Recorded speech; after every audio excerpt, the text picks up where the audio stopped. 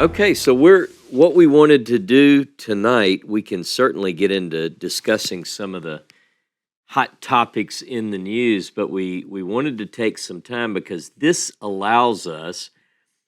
platform allows us to go live, to do a show, and also take calls. So for instance, what we wanted to do with this group, this is the only group that we're going to do the live show with, because the idea, if this works, is that we have a live audience, and when we record a show, we'll have this live audience here.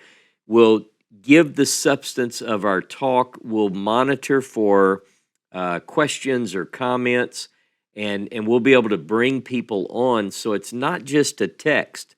We will talk a little bit about the situation and allow others to kind of voice their, I don't know, maybe their feelings, what they're going through, because it's been very heavy on a lot of our hearts and minds, and many of us have friends and acquaintances in Israel, and we've all probably seen all the horror that's been in the news, and so we're open to discuss that. We're working on technical things, just so you know, in case some of you got in a little bit later. Our goal would be that Jono and I would do our podcast, and then we don't know yet. Maybe some of you have ideas on this. We almost want the podcast for us to be able to lay out a topic and then perhaps take calls, and a lot of shows do this different ways. We obviously don't want to take a call every minute and then it becomes, unless that's the purpose of the show. But let's say we have to cover a topic, we would want to spend 15 minutes laying it out and then say, okay, we're going to open it up for phone calls now. That's my thing. What do you think, Jono? I mean, we hadn't even talked about this. I like that. And yeah, so hypothetically, if we spend 15, 20 minutes at the beginning laying out the topic at hand, what I always find helpful is just to have a note, a pad and paper nearby, a pen and paper nearby, just to make a note about anything that you might want to ask questions about. And when we turn that over, then absolutely raise your hand and we'll address the questions and comments in real time. That being more interactive, it's always more interesting for people, and certainly for those that join us in real time, it's just a bit more rewarding that way. And we want to hear what you have to say. Right. And that's kind of, if you think about it, we've done several shows together, Jono and I, since 2014 or 15, one of the two. But anyway, and this is we've tried different things. We've done the live on YouTube, but the best we can do with live on YouTube is we can see the chat, maybe, if we can focus and concentrate and then bring that in, whereas here we can monitor for both, but we would rather do that rather than opening it up to the world. Would rather do that with a close-knit group of people. Like, I know that Eric is we're not going to call on Eric and bring him on the stage. He's not going to scream Allahu Akbar, but we have to, honestly, we have to watch for things like that, but not with this internal, intimate kind of crowd. So we would put together a show. We would open it up at times for questions. The next day, the idea is that we would then upload the finished podcast with callers and so forth on the YouTube channel and premiere it on Thursday. That's our rough plan. That's it. So what do you guys think about that? Do we have another speaker on the deck, Jono? Did you already get a caller in? Or okay. Right. You mentioned, I just got distracted because you mentioned since we started recording in 2014, 2015, I suspect that you and I have been recording now since 2013. I think the first program that you appeared on it might have been during Torah Pearls, and you filled in for, it might have been Tobia, it was Tobia actually. You filled in for Tobia. I suspect that was the first program that we did on Truth to You, and that was I'm pretty sure that was 2013, so it's been Maybe a so. decade. Wow. Mm-hmm. No, I think it's really good if we can do this. Like those of you who know Jono, who know me, we really like working together. We have, I think, a decent chemistry together, and we can do anything from comedy to tragedy. I mean, because we're friends and we've been friends for a while. We work together quite a bit every week. So one of the things that we'll be doing is we'll come up with some of these topics, and Seth has got some ideas to help us reach a wider audience. But this behind the scenes thing, I think, is a way that it would really be a way to bring those questions in. So, what about some of you? What are some of your thoughts? Anybody have any ideas? Any? All right, there's Chisholm. Let me let him in. Let him on the stage here. Go ahead, Joshua. Thanks for joining the show. What can we do for you, brother? Absolutely. I'm happy to be here. I think this is a great leveraging of technology for us. I mean, I think that y'all have already come up with, some good ideas. And I have thought about going live. Y'all have hosted the Zoom chats. That's always going to be a concern to have somebody come in and crash your Zoom. Yeah. And I think that that's going to be even more of a big deal going into the future. We're going to have, strangers come into the group, and they're going to say some off the wall stuff. And I just think that we just need to be prepared for that. We can't stop people from, saying what's on their mind. Yeah. But whenever we've got, somebody that can assist with the technology side of things, we can just cut them off. Yeah. Say, thank you for sharing. We don't want to hear that. Right. This is not the group for you. Goodbye. Yeah. I agree. That's exactly what we want. And people are less likely if you're part of the Yachad and people are financially supporting. Now there are some, I guess there's some that might be dedicated enough that would say, you know what, I'll give this guy, $2.80 a month just to get in the door, just to scream and holler. I mean, somebody might do that, but chances of that are not as likely. And plus I know that's everybody. True. Sure. I mean, and that's true. But I mean, my perspective is, continuing with, the mission of UIWU and trying to get our ideas and our perspective out to the world. We just need to be personally prepared to run into, crazy people. And that's not, I mean, I don't know how to say that. That's not something that scares me. Yeah. I mean, and if you have to cut somebody off and just, block them from the platform, there are worse things in the world. That's right. That's right. Yep. I'm appreciative that we have a group that will help us even do this. But if we can get a handle on the technology, like right now, Seth is pulling both of our audios in, the video. We're working through a couple of different programs. What we want to test is, after this is all said and done, is the audio the quality that we need? Do we need to try something else, and so forth? So there's a good. Well, I'm joining from my phone, so so I'm on wireless on a cell phone, and the audio and video are coming in flawlessly. Good. Well, Nice. Good to know. And Joshua, you may know. I think you're familiar somewhat with Discord, so you may know more about this. But I tell you, I like this platform, and if it works and we're producing good quality from it, it solves so many issues. Dave and Patty Tyler have quite often served as gatekeepers and had to be vigilant to kick people off, and whenever we go live. So what we're thinking now is, if we do this, we record it with a group of people that we know and care, and there's good friendship. Then what we do is we put this out on Thursday as a premiere, and then if Jono's free on his schedule and I'm free, I'll be there. So Thursday night it premieres, and I'm right there interacting with the group. So I think that's going to be fun. Good. I'll tune in for that. Yeah, and it's going to be. There are other things we can do. I've talked to Seth. You know, Seth is the one-man talent over here. So what I've said is that, let's say Jono Seth and is overworked. I tell you what, overworked, and the rest of that phrase we know.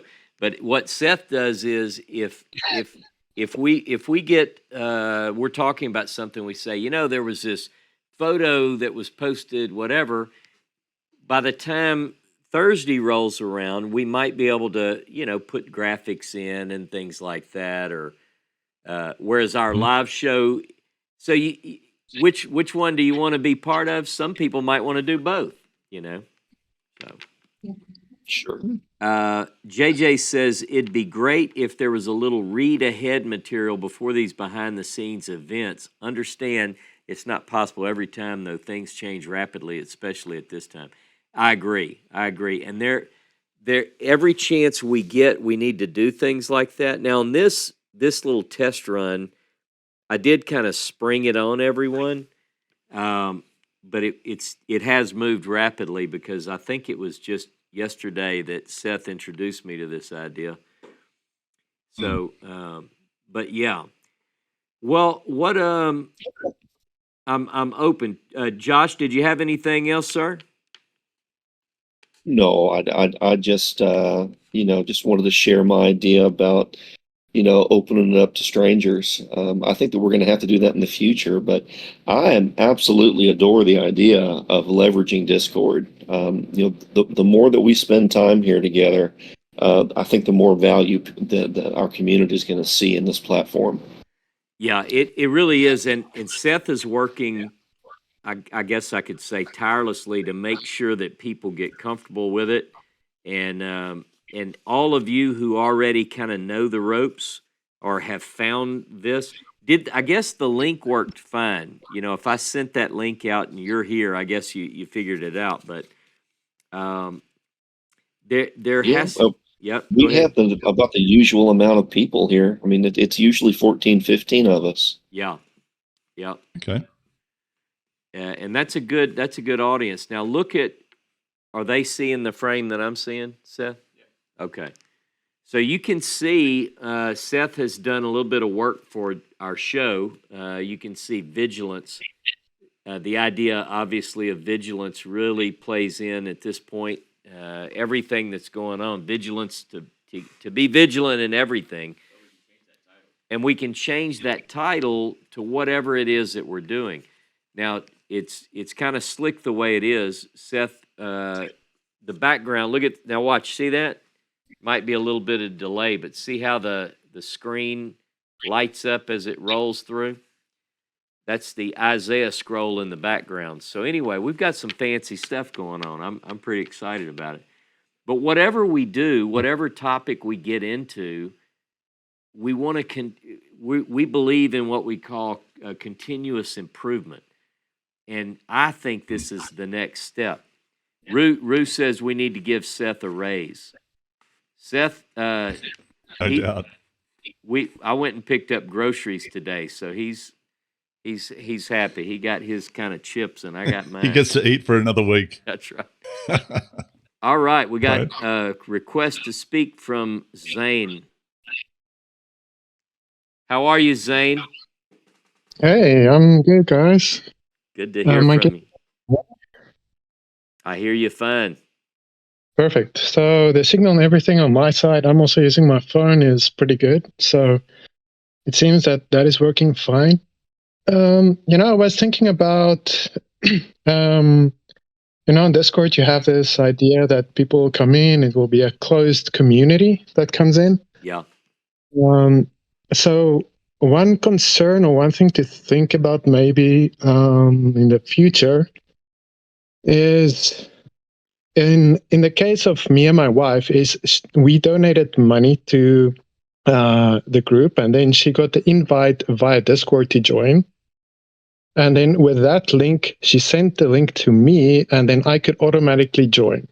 Yeah. So what I was thinking is, you said earlier, if somebody pay, like $2, join the Discord just to make, or to come and how do you call it? Sorry, my native Disrupt. language. Yeah. Disrupt or cause problems. Somebody could come in for $2, have a link to Discord, and send it to a lot of people.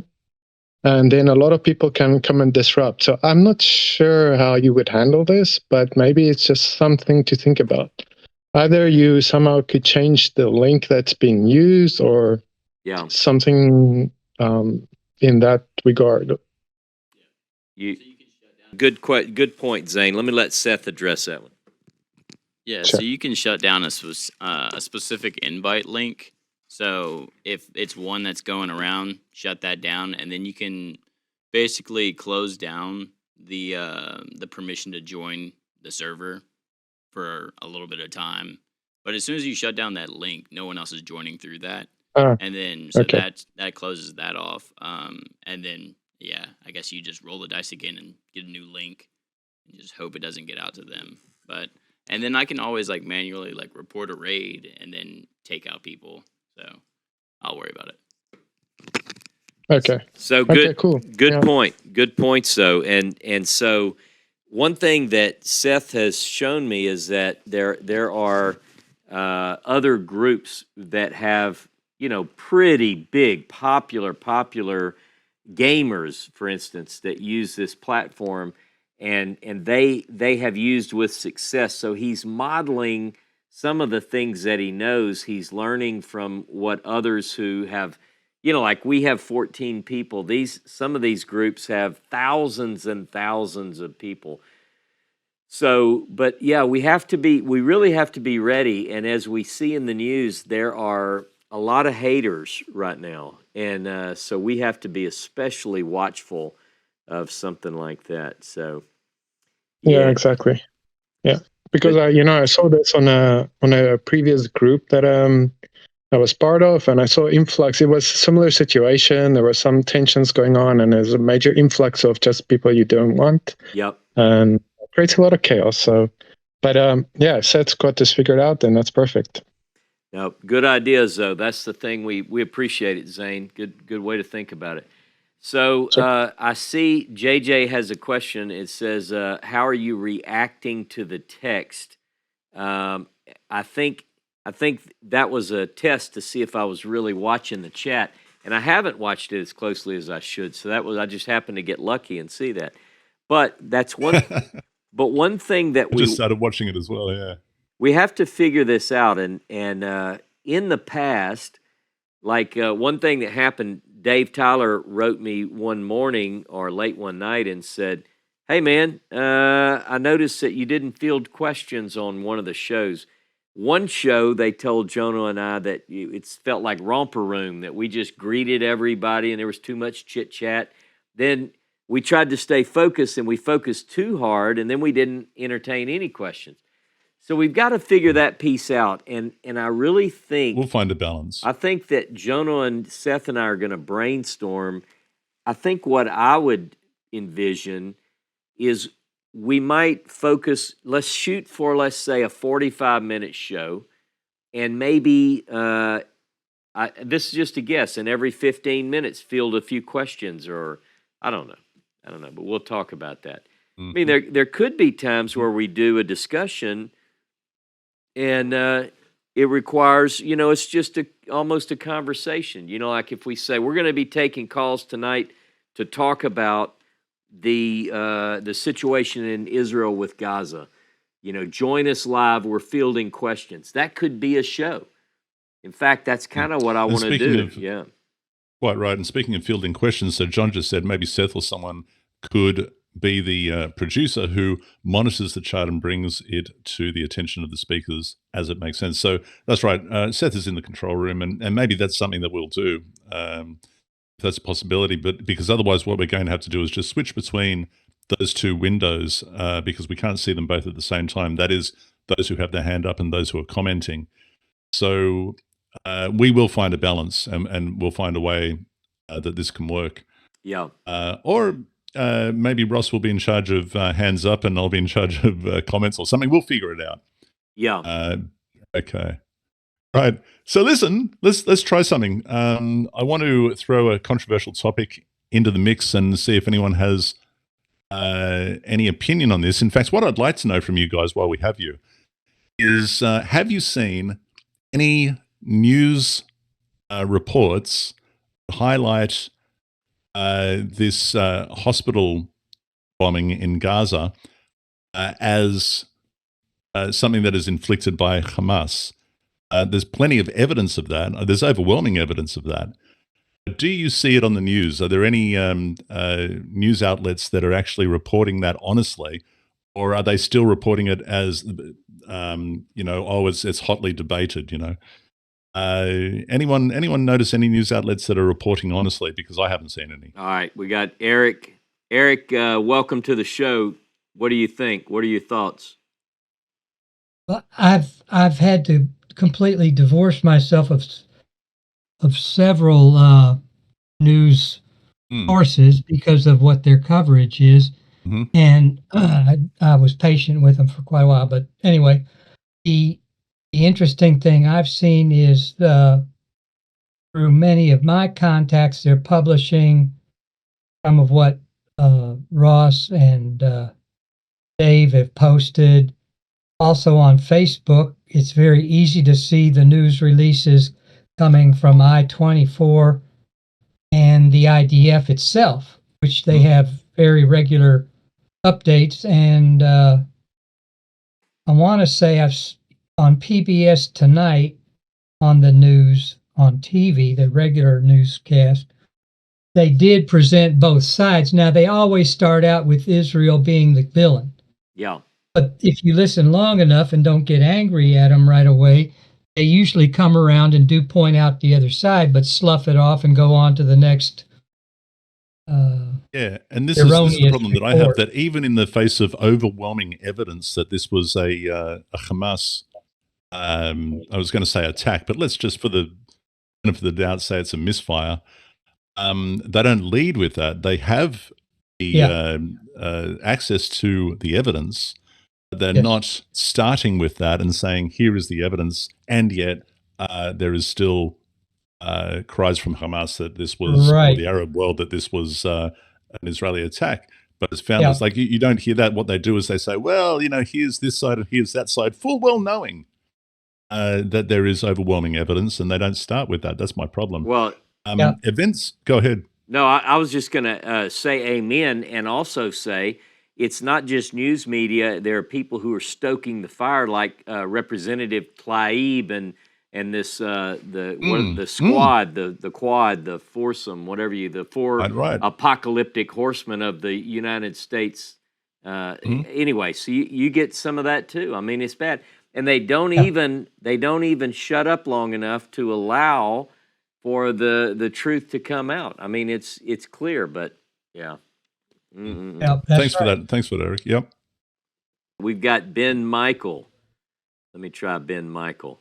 How you doing, brother? See a little mic icon. Got to click that. Is that better? Go ahead. That is perfect.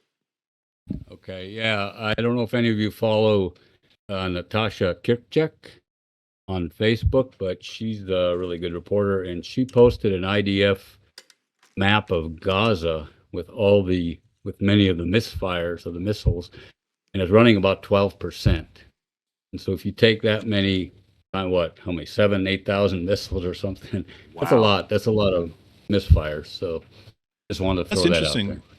Yeah, thanks for bringing that up, because Ross and I used to do a program on Israel News Talk Radio called Israel on My Mind. I remember one of the topics that we discussed was the fact that at that time, up to 20% of Hamas rockets, which are random rockets, these are not guided rockets or anything like that. Maybe Dave can tell us a little bit about what they're using. But up to 20% of rockets fall within the border of Gaza itself. I don't know if that is the statistics in this latest attack, but I have seen a map where misfires have just landed all around, and I mean all around Gaza. Maybe you've all seen that map as well. So, which only serves to prove once again that Hamas do not care about their own citizens. And when there is a misfire, they blame Israel, and that serves their purposes. And clearly that serves their purposes because of the conduct of the press and willing politicians to believe a lie. You're quite right. Yeah, a lot of the rockets that they fire do land within the border of Gaza.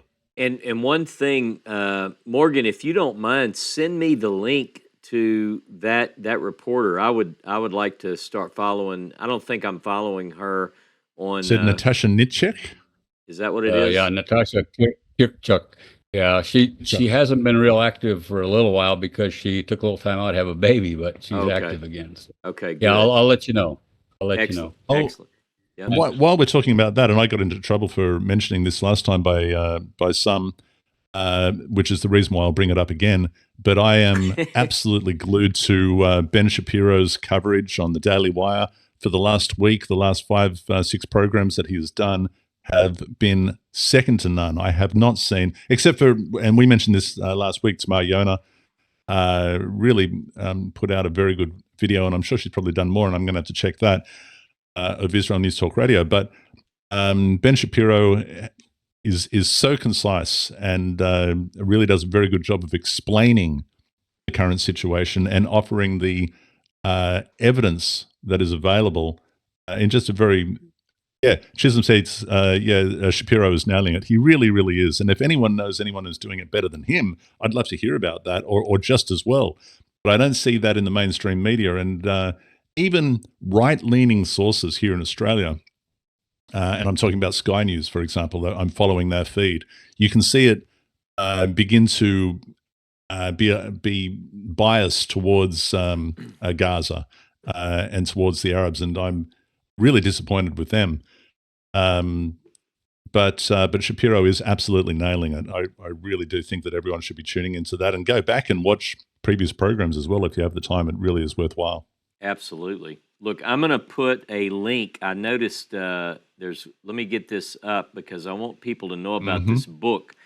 Like many of you, I want to know, what books do I absolutely need to read? I went through my library this week, and there were some of the books that, quite honestly, are just a little bit out of date. Doesn't mean that they're not useful, but here is a book. I wrote a short review, and I'm going to post this here.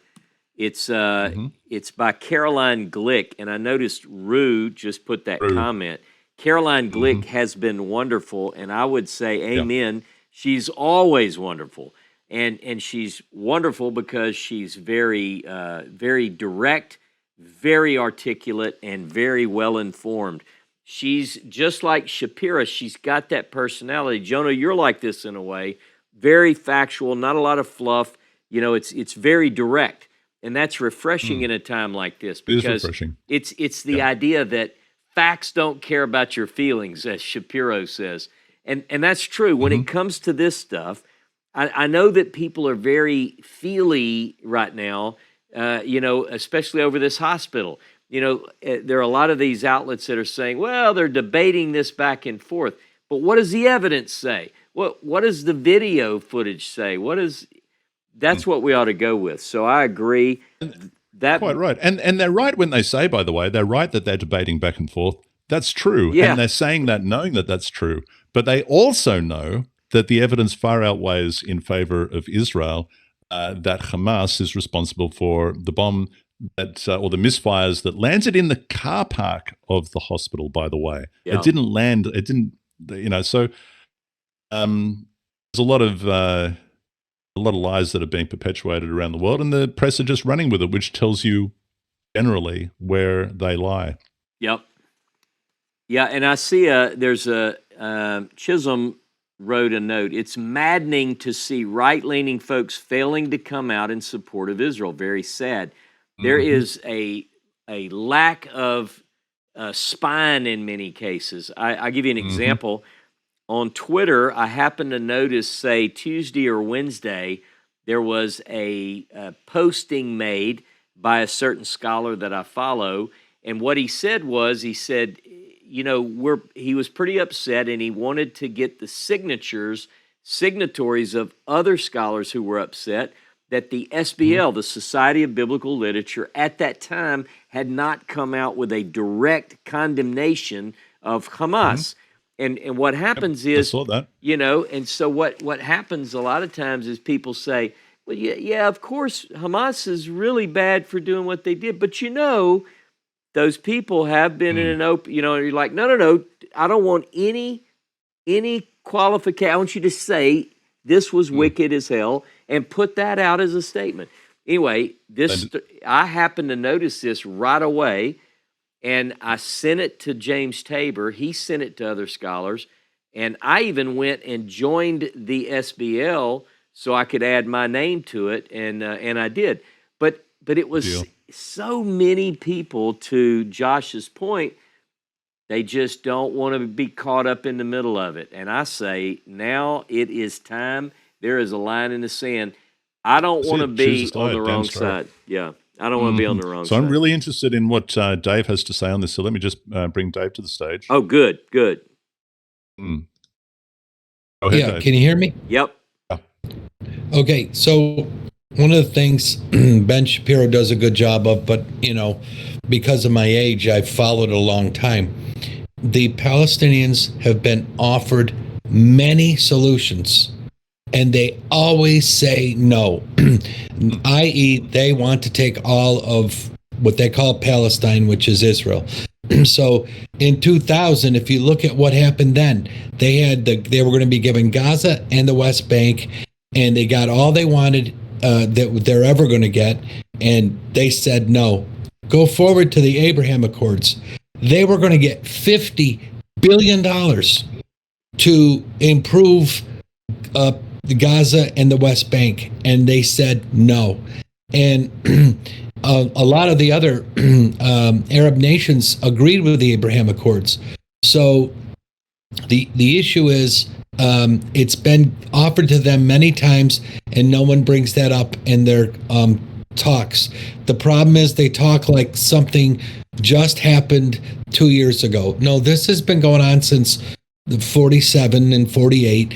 And the point is, they've been offered everything they wanted many times, except for the full control of all the land of Israel. Another thing I'll mention, like with Oslo, they gave up land. And what happened? Nothing changed. They put up a wall, and then they stopped suicide bombings. The other thing, I've been following this a long time, and my first time in Israel is 1995. But another thing that certainly happens is, for an example, the Israelis developed this beautiful flower production facility, gardens and stuff, and we're selling it to the Dutch and everyone who else buys flowers. 3 years after they gave the whole thing, it was up and running. They gave it to the Palestinians, and 3 years later, it was a dirt field, and so they can't even run a beautiful, fully completed system of producing flowers. They could have just made money off of it, even if they wanted to use that money to fund their own terrorism. They couldn't run it, and so it's trying to deal with a lesser group of people in some way. And I'm not judging them morally or anything else, but they just can't handle it. And not everyone's meant to have a free nation, unfortunately. And there's, I'm not bringing up all of them. There are so many offers that they were given that were very, very favorable for them, and they turned them down every time. Yeah. And I would say this, if I was trying to do this, I would say, hey, I'll take that offer. And then after 2 or 3 years, I'd try to get more. But no, they wouldn't take the offers that gave them a lot of more ability to run their own governments and have their own freedoms. And they chose not to do that. So we keep giving. And, it bothers me. And one other thing I'll add, and I don't want to overwhelm people here, but we know Ofer at the crocodile garden there, whatever he calls it, crocodile farm, and I'm very concerned because my son and my mom and dad are buried there within a quarter of a mile of his house, and I said, "How's everything doing?" It's okay, but he's very nervous, and he's talking to me, and he's very thankful.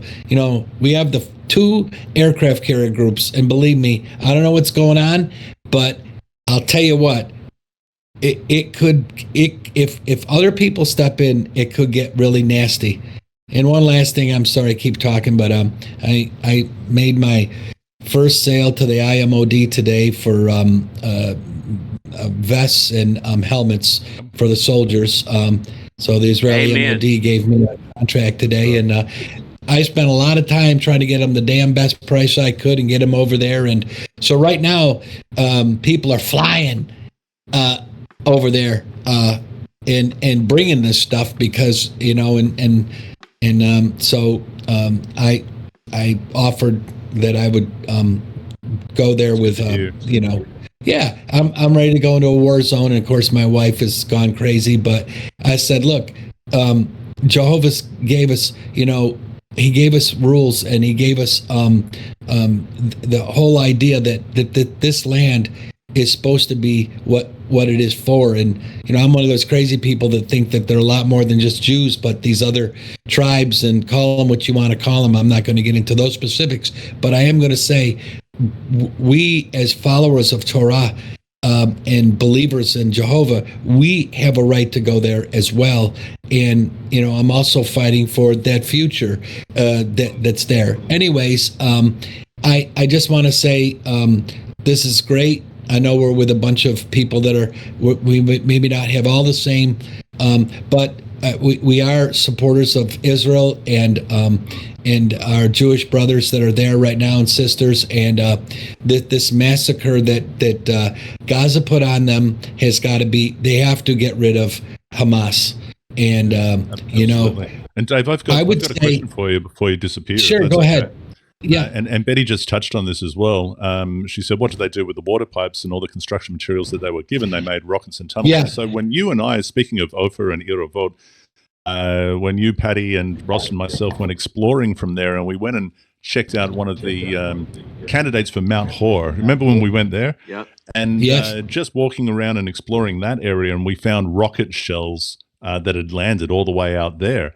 And so the question is, what kind of rockets? Like, speaking about the thousands of rockets that are being fired from Gaza, sure, up to 20% of these rockets landing in the Gazan area, and my understanding is that they're just indiscriminately fired wherever. What are these primitive rockets? What are these? Yeah, so they're not guided, so they're unguided, so they're like the V2, if you will, but much smaller. And there's a plethora of types. So from what I have heard, and it's pretty good, they're sent a lot of rocket parts.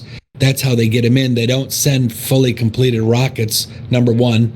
And so they aren't intelligent enough to put them together correctly. Then number two, they have their own homemade rockets, and those are the ones that probably have a much even higher failure rate. And they are indiscriminately, of course, with what you can download for your phone, you can actually say, here's my rocket, here's its capabilities. I want it to hit Tel Aviv, anywhere in Tel Aviv. How do I have to launch it? What angle? What direction? And that's all. They have a lot of technology that they're using. But again, when you talk about what's called energetics, which there's two types of energetics in the rockets. One is the power of the rocket. The other is the explosive. These are very, very sensitive materials, and you can just by loading the energetics blow the rocket up. So these are very primitive, and my point is that they're not chemists, or like when we build a rocket here, and we have failures every once in a while at NASA, you can see, or whatever. There is so much quality and process control involved, but these people are in the mode of, let's just put this together fire it and see what happens. And, like I said, another, I don't want to go on about all these things, but another thing I heard from some good friends in the intel world that Russia might have really helped with this because they want to take the focus off of Ukraine, which is a massacre that is much larger even than the Israeli one. There's probably close to 300,000 civilians the Russians have killed. So if all of a sudden the world's talking about Israel, they can have their little way with Ukraine right now. And I have to believe, that Putin called Netanyahu, and I don't know if you ever heard what was said there, but he told him, I've talked to all your neighbors, let's have a ceasefire, and he wants to look like some good guy now, where he's murdering people in Ukraine left and right. So these are evil people, and that to me is where we're at. We don't know the what really happened, because we never will. And the last thing I'll tell you about this Israeli intelligence failure, because I've been, like Ross, I've been working all day for this stuff. But I can tell you that everything was done just by the passing of notes and personal conversations. Nothing was said on cell phones. Nothing was emailed. This was a off the grid development that they did, and it's been programmed so long that they even knew that this concert was going to be happening with these kids who are kind of peaceniks to begin with, and they didn't just happen upon these kids in that field. They knew this was going to happen, and this was well planned. And so I think ISIS helped. I think that Iran helped, and there's a lot of people that are on that side and just want to see the Jews pushed into the sea. And like what the Hamas Charter says, read the Hamas Charter. Yeah. It's unequivocal. It's anti-Semitic. It's genocidal, and they're horrible. Anyways, I've spoken enough, but I wanted to say that this is a great thing. Let me, and we'll keep this really brief, but I just want to ask one last question, and that is it hyperbole to say that this could descend into a large-scale world war? I mean, is that... I think it's very easy, and here's why. Because if Iran gets involved, we know that Lebanon and Syria have been involved. We know that Jordan's about ready. Can you imagine if we were in Jordan touring when this happened? Oh my goodness, it was wise for you to cancel it. But I think what the United States is worried about, and NATO, is that if Iran gets involved, then it's going to be, I believe, the U.S. I know things about the U.S. that I can't say right now, but I can say this. We'll be involved in a really big way, because they brought the best tools that we have to fight wars. And 2 carrier groups is enormous. It has the ability, more than all of our power in World War II is in 2 carrier groups. And, is that right? I know that there are no bunkers left at certain naval bases with any munitions in them. They're all on those carrier groups. So something happened. It's costing the United States, probably it's going to be hitting 100 million very soon, and that's just to get those carrier groups over there. And this is not an exercise. They're on alert, and we know the reserves have been called. So I pray that Israel does it quickly, and chops the head of the snake off, and in that way, once Hamas is gone, there's a chance. I'm sure it'll fill up with other bad characters, but the fact is, the other thing that I'll say, and because you guys are just getting me so excited, but another thing I'll say that's amazing is that we are seeing the division right now, and it's not just left and right. Because some right people are not going for this, and some left people. One of our favorite friends has said things about. He's a scholar, you know him all. He said he's starting to bash these schools and these people and these left wing leaning people, and it is a division that's happening, and you got to choose one side or the other. And I think of when Moses came down from the Oreb and it was said, hey, listen, those on the Lord's side come here, and the rest of you get law. And that's kind of what's happening. I mean, I see it from everyone, and I I'm very pro-Israel, as I know you and Ross are, and we love that it's this little democracy they polished a very rough stone into a diamond, and all 350 million Arabs live around them. And again, I'm not against Arabs, but they run all the oil, and they got control of all this money and everything. However, Israel had nothing and has made a beautiful country, and through their brains and their hard work and their chances and medicine, weapons, technology, wherever it is, they've succeeded and done good work. And so my point at the end is, it's time. It's a dividing time, and I hate the fact that there'll be a lot of innocents killed. I'm not about that, but at the end of the day, I would just say it's a division of those who are supporting the Israelis and the Jewish people, and those who are not. And I can't help but think of Zechariah and all these other great things that you and Ross have talked about. It's coming up. Anyways, I really like this. I want to say thank you to Seth because he's done such a phenomenal job. And this is a good shakedown cruise. When you take the ship out for the first time, things don't work right, and they come back and they fix everything. Yeah. So you guys are doing a great job, and I'm really, really, really disappointed that I'm not going to be meeting you in a week or so in Egypt. It's really sad. We will reappoint, and we will catch up soon, Dave. And I appreciate I'm sure we will, brother. So, yep. Thank you all. Time. Yeah, thanks for all your insight, Dave. I see Betty has a note. Do y'all know about praying the Shema with the IDF at noon Central Standard Time? This is something we could all do. Agreed. And so that's one thing if you set your clocks at 12. Now, in addition to the Shema, one of the things that we also did this past Shabbat, Seth put together the prayer out of the prayer book for the IDF. So not only praying for the IDF, but this is even taking that a step further and praying with the IDF, it seems. So those are the kind of things, that I think are very important, bringing together community. And somebody might say, well, I'm not Jewish. I don't pray from a prayer book. I'm not Jewish. I don't typically pray from a prayer book.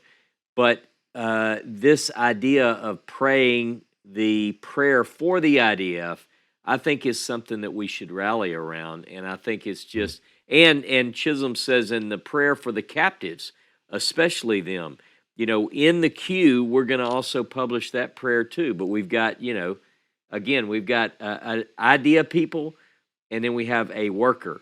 And so that's the thing. It's like Seth is putting out what he can. So, but this is a good comment here. I mean, we should all, it's not like we can go over. Dave has a unique opportunity to supply equipment that is going to physically save lives of young people who are flying over into harm's way. And Dave's business, Dave and Patty, I should say, their business is actually working between the governments to acquire the necessary protective equipment. So we can, together with that effort, put a prayer, protection of prayer out there, and I think that's important. So don't think that it's a light thing. It's a very, very big thing. Prayer is a mighty, mighty thing. One other thing, Jono, I was going to let people know that this coming Saturday, my goal is to put together a class on the biblical idea of Israel's connection to that land. You have a lot of enemies right now who are saying that, these people usurped the land, it wasn't theirs, and that is what we're hearing all over. And what I plan to do is talk about the biblical title, the deed to that land, as the Hebrew Bible puts it. And so I'm really excited about that, and I look forward to that. So that's what's on the agenda. Saturday morning on Ross K. Nichols Live on YouTube, on your YouTube channel. That's right. Looking forward to that. All right. Hey, this is working well. What else can we bring in? Any Anybody else? Anyone else got anything else to say, or any questions, comments, or questions? That's right. We've got the ability to bring you in. Retro villain. Put your hand up. That's a good idea for Israel's landlord. Think about that as a title. That's Retro Villain came up with that. That's Seth. It's not bad. Not bad, yeah. All right. Anything else? So this was a fun exercise. We got to hear from quite a few people. You were able to test the technology, and I think if you get an email every week and we say click this link to join, this is what it's going to be like. You come in, and we'll let you know beforehand, like if we decide on we're going to go for 12, 15 minutes, and then we're going to take some questions, or if we're going to do a show with all Q&A. So if you're willing to help us with these, I think it would really be good. And then we'll push this content out to a larger audience. And what's happening is, within just a short period of time now, it's nothing in the grand scheme of things, but we are reaching a bigger audience. 1,000 or so people are downloading these. So I think if they feel this and they can relate to it, I think it's going to even spread wider and get some good information out to people. Stuff. And Doug says, thus the Lord gave to Israel all the land that he swore to give to their fathers, and they took possession of it, and they settled there. Joshua 21:43. That will very likely be a part of what we get into. Thank you for that, Doug. I see a hand raised. John? Yeah, Welcome. so the question of what is Israel, right? So I believe there's different accounts, right? River to river, Euphrates to, what's the other one? So Euphrates The Great to the Sea, Nile. the Egyptian River. And then there's the north to the south. So I'd be interested to turn your scholarly brain towards exactly what is the land of Israel. Yeah. No, good question. And there are some really good maps, and that's what would be required to handle some of those questions. Because if you think about it, when Abraham is given certain promises in certain texts, it's dealing with a group larger than Israel, in my view. So if you think about, not only does Abraham have land rights that pass through Isaac and Jacob, but you also, particularly if you look at, say, Genesis 25, in Genesis 25, when Abraham passes certain land pieces and gifts and so forth to the sons through Keturah, in other words, you can be, as you all know, you can be a descendant of Abraham and receive certain promises, but then the land of Canaan belongs specifically to the seed of Israel, Abraham, Isaac, Jacob, and even beyond the map that we have now. But yeah, there are some good questions about those maps. Jono, did you want to add anything on the land of Israel? No, just that the only thing I would add is the Moses scroll. It's interesting to see, and you and I were talking about this the other day, that Israel seems to be conquering the Amorites, and they're commanded to conquer the Amorites. We see that on the east side of the Jordan, and then it seems like they cross the Jordan to achieve that their fathers should have achieved on the west side, the southwest. It's interesting. It's a really interesting question. And if land conquered is land gained, what would that look like? And is that actually the case? Because in the Tanakh, when we read there, and you and I have often talked about from Beersheba to Dan, or Dan to Beersheba. So there's a number of answers to this question. So it's well worth tuning in on Saturday morning. Yeah. No, it is going to be fun, and it certainly is. The Saturday's class is certainly not exhaustive. So to your point, John, there is quite a bit about land. I mean, if you just do a study and do a search on the term land and follow that through, as many of you probably have, it is quite incredible when you think about the number of texts that deal with the land. But we're going to primarily deal with this idea from the text of the Bible that I think offers a good counter to the argument that Israel has any right to be in the land. And so that's going to be the goal of that. In fact, I'm going to propose that the land is such an integral part of the faith that without the land, it's like a three-legged table with one of the legs missing, because that's what I think it is that important. The land has to be in the mix, and so we're going to talk about that this coming Saturday. Yeah, Rue, that's it. It's land, people, and Torah. So it's all three of those form a triad, if you will, of the essentials of biblical faith. And without one of those, you're just not quite. Imagine a three-legged table is the bottom line. Betty just asked the question, anyone know anything about the possibility of 1,000 terrorists hiding in the Negev?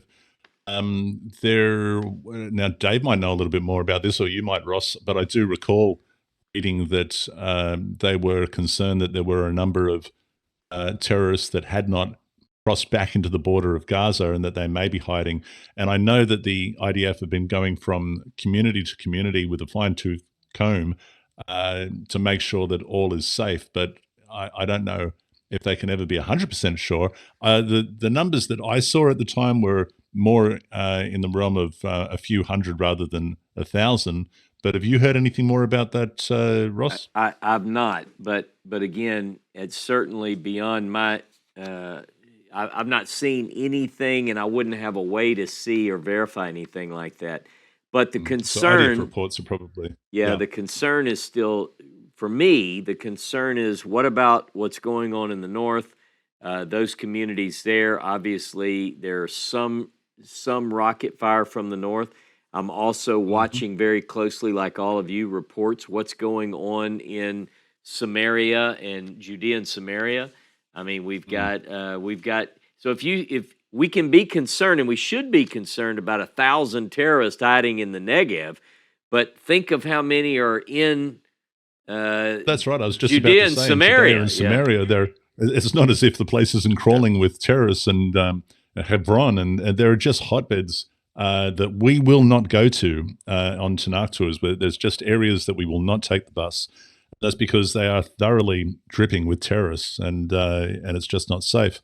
Yeah. Dave said, given the size of the attack force, several hundreds are probably still in Israel proper, and that's probably where they've gone. They've probably gone to these hotbeds to hide out because they will be hidden there. Elisheva said, I've read so much, I can't remember where I saw it. Yeah, that's right, that particular number. But look, it could be that many, but it would only add to the thousands that are already within the borders of Israel in these like cities like Nablus and Ramallah and Hebron. And so there we are. Someone's typing. No. May the IDF root them all out and bring victory to the children of Israel, so that they might bring about a righteous place, an example to the rest of the world, a light in the midst of a region that is filled with darkness. Look, I'm telling you, this is something that ought to be on the prayer of the lips of every person who seeks to live righteously. People, it's difficult in our day and time to even think about what's going on there. I mean, people are marching in the U.S. and no one that is in these marches that are screaming from the river to the sea and all these other, they know a lick. They don't know a lick of history, and they're perpetuating these lies, and they're advancing. They're supporting and siding with absolute and total wickedness.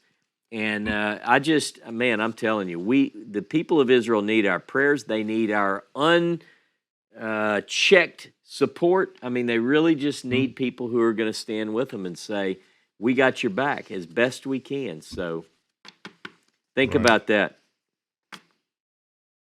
All right. Anything before we go? I think this has been a successful test, and Thanks everyone for dropping in and helping us do this experiment. It has been a success. We hope to do this each week.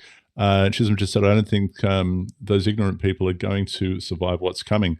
Yeah, that which is coming could be pretty severe. We'll continue to watch it, obviously, and maybe we'll discuss that more next week when we do this again. But thanks, everyone, for turning up. Appreciate it. Yeah, and I wanted to say one final thing. I don't see JJ, if he's still on, I don't see him, but one thing he asked is if we know in advance what we're going to talk about, if we can send out something so people can look over it and maybe be ready to have some meaningful questions.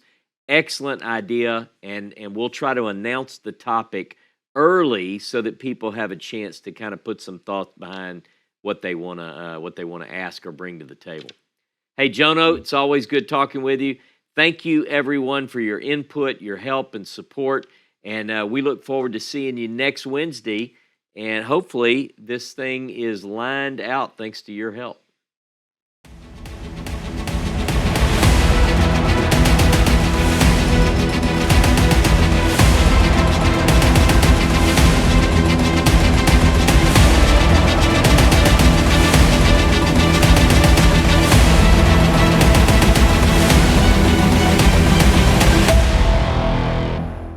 What can we do for you, brother? Hey, everything's working now. I just wanted to say that, and it's good. I don't know where that music's coming from. It's not me. You got music? I can hear that music. That's interesting. I don't know where that is. We might be giving you some music. The music is free. Don't even worry about paying for that. Nice little elevator music. Just Ross, to chill you out. when I mute myself, that music stops. Listen. Oh yeah, right. Yeah, I don't have any music playing, but it's got a beat to it. Now I am seeing messages. Someone said it's the ice cream truck down the street. Yeah. I think what we'll do is we'll practice some of the hand raising and so forth. So let's just do some practice. You want to do that, Jono? Yeah, I'm totally up for it. This is all new for me. I'm not a Discord person, so let's see how this works. Yeah. Someone's raised their hand. Okay. All right. So let me see. I'm going to invite Eric. Eric? Eric, you just have to unmute. You're on the air, mate. How about now? Yeah, man. Can hear. Where are you calling from? What's your question, Eric? What's a good guy like you doing in a place like this? Well, I'm holed up in Louisiana somewhere, and I just wanted to try to help with what's going on. We're seeing number one is you're appearing under Seth Nichols live. Yep. Ross Nichols is muted. Right. We cannot use messages. We're going to have to practice kicking people off. I don't want to do that. I don't want to do that yet because I don't want to kick you off and not know how to get you back in. Let's see if I can right click. We're just going to lead Eric gently down the stairs. That's all we're going to do. We're not going to kick him off the stage. We're going to escort him stage left. Okay, JJ. First of all, this is awesome. Thank you guys for doing this, and I love trying new stuff out. So if I can be part of the experiment and process improvement, I love it. So, hey, good deal. All right, and you can kick me out, or whatever you want to try to experiment with. I don't know how to kick you out yet, but see, I don't want to ban, so I'm going to try to kick you and see what happens. Are you sure you want to kick from the server? It kicks JJ from the server. Seth just jumped up and ran across the room. No, Dad, don't do that.